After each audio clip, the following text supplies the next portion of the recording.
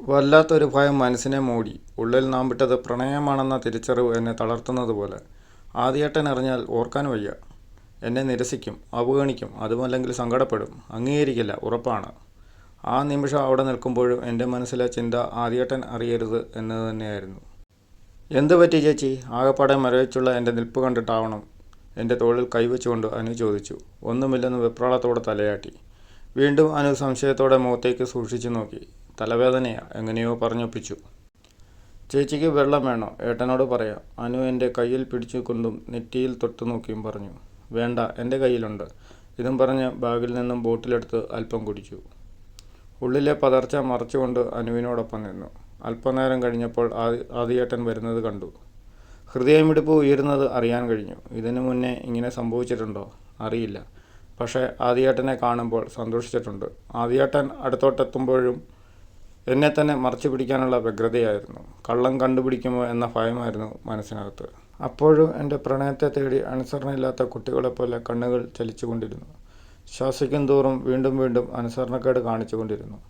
വല്ലാത്തൊരു വെപ്രാളം തോന്നി. വെപ്രാളത്തോടെ കണ്ണുകൾ പിടച്ചിലൂടെ മാറ്റുമ്പോൾ നോട്ടം തറച്ചത് ആദിയേട്ടന് നേരെ. പ്രണയത്തോടെ നാണം ചാലിച്ച് തുടുത്ത മുഖത്തോട് നോക്കി പുഞ്ചിരിക്കുന്ന അഞ്ജലി മിസ്സിൻ്റെ മുഖത്താണ്. അതോടെ അത്രയും നേരം ഉള്ളിൽ മൂടിവയ്ക്കാൻ ശ്രമിച്ച പ്രണയിനീഭാവം സ്വയം കെട്ടടങ്ങി. രാക്ഷസീഭാവം ഉള്ളിൽ നുരഞ്ഞു പൊങ്ങി. ആ തലയ്ക്ക് കൊണ്ട കല്ല് പകരം അവളുടെ കണ്ണിനാണ് കൊണ്ടിരുന്നതെങ്കിൽ എന്ന് വെറുതെ ചിന്തിച്ചുപോയി. കൂടുതൽ നേരം നോക്കി ദഹിപ്പിക്കും മുന്നേ ആദിചേട്ടൻ അടുത്തെത്തിയിരുന്നു. വന്നത് നേരെ അഞ്ജലി മിസ്സിൻ്റെ അടുത്തോട്ട് പോയി. എന്തുണ്ട്, എങ്ങനുണ്ട് എന്നൊക്കെ ചോദിക്കുന്നത് കേട്ടു. അഞ്ജലി മിസ്സിൻ്റെ മുഖമാണെങ്കിൽ നന്നായിട്ട് പൂത്തുലഞ്ഞിട്ടുണ്ട്. നാണത്തോടെയാണ് മറുപടി പറയുന്നതൊക്കെ. ആദിയേട്ടൻ പിന്നെയും. വേദന പോയോ? തലകറക്കം വന്നോ? കുടിക്കാൻ വെള്ളം വേണോ? ജ്യൂസ് വേണോ? കഴിക്കാൻ ചോറ് മേടിക്കട്ടെ? സ്നാക്സ് മേടിക്കട്ടെ? ഇതൊക്കെ തന്നെ. കുടിക്കാൻ കുറച്ച് പാലും വെള്ളവും, കഴിക്കാൻ ഒരു ബിരിയാണിയും വാങ്ങിക്കൊടുക്കും. അല്ല പിന്നെ. മനുഷ്യനെ ഇവിടെ കുറ്റിയടിച്ചു വെച്ചതുപോലെ നിൽക്കാൻ തുടങ്ങിയിട്ട് മണിക്കൂറായി. ഇങ്ങോട്ടേക്കില്ല ഒരു ചോദ്യം. ചേച്ചി വല്ലതും പറഞ്ഞോ? അനുവാണ്. എൻ്റെ പിറുപിറുപ്പ് കേട്ടിട്ടാണെന്ന് തോന്നുന്നു. അവൾ എൻ്റെ അടുത്തോട്ട് നീങ്ങി നിന്ന് ശബ്ദം താഴ്ത്തി ചോദിച്ചു. ആകെ ചമ്മയതുപോലെ തോന്നി. ഏയ് ഒന്നുമില്ല, ചൂടെടുക്കുന്നു എന്ന് പറഞ്ഞതാ. ചമ്മല് മറച്ചുകൊണ്ട് ഞാൻ പറഞ്ഞു. ശരിയാ, ഇതിനകത്ത് നല്ല ചൂടാ. നമുക്ക് പുറത്തോട്ടിറങ്ങിയാലോ? വാ. ഒരാശ്വാസം കിട്ടുമല്ലോ എന്ന് കരുതി അവൾ വിളിച്ച ഉടനെ ഞാൻ ഇറങ്ങുകയും ചെയ്തു. ആ അഞ്ജലി മിസ്സിന് ആദിയേട്ടനോട് എന്തോ ഒരു ചായവുണ്ടെന്നൊരു സംശയം.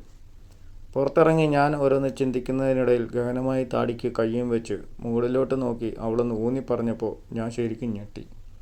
നിനക്കും തോന്നിയോ അങ്ങനെ? പെട്ടെന്ന് തന്നെ ഞാൻ അവളോട് ഞെട്ടലോടെ ചോദിച്ചു. തോന്നി. ചേച്ചിക്ക് തോന്നിയോ? പെട്ടെന്ന് തന്നെ അവളും തിരിച്ചു ചോദിച്ചു. ഇവിടെ എത്തിയപ്പോൾ തൊട്ട് തുടങ്ങിയതാ ആദിയേട്ടനെ കാണുമ്പോൾ ചോര ഊറ്റുന്നത്.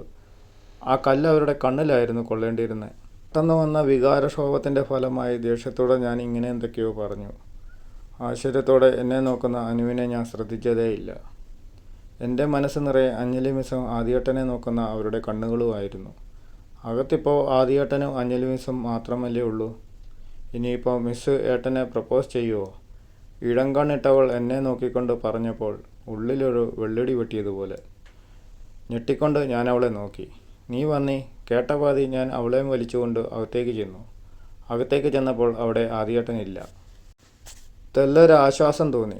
അഞ്ജലി മിസ് മാത്രമേ ഉള്ളൂ. അവരാണെങ്കിൽ സ്വപ്നലോകത്താണെന്ന് തോന്നുന്നു. ഞങ്ങളെ വന്നതും നിന്നതും ഒന്നും അറിഞ്ഞിട്ടില്ല.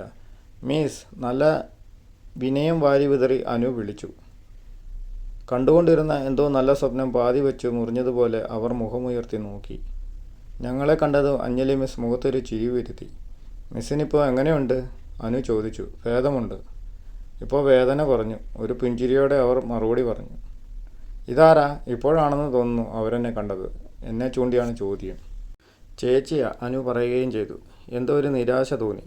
ആദിയേട്ടൻ്റെ ഭാര്യയാണെന്ന് പരിചയപ്പെടുത്തും എന്ന് ഒരു നിമിഷം ആഗ്രഹിച്ചിരുന്നു. എന്താ പേര്? എന്നോടാണ്. പാർവതി. മുഖത്തൊരു പുഞ്ചിരി വരുത്തി ഞാൻ മറുപടി നൽകി. Nice name. ഏതാ ഡിപ്പാർട്ട്മെൻറ്റ്? അഞ്ജലി മിസ് ചോദിച്ചു. ഞാൻ PG ആണ്, MCom. മറുപടി നൽകി. ഓ ആണോ? മിസ്, ആദിയേട്ടൻ എവിടെ പോയതാ? അനു അഞ്ജലി മിസ്സിനോട് ചോദിച്ചു. ബിൽ പേ ചെയ്യാൻ പോയതാ. ഞാൻ പേയ്മെൻറ്റ് ചെയ്തോളാം എന്ന് പറഞ്ഞതാ.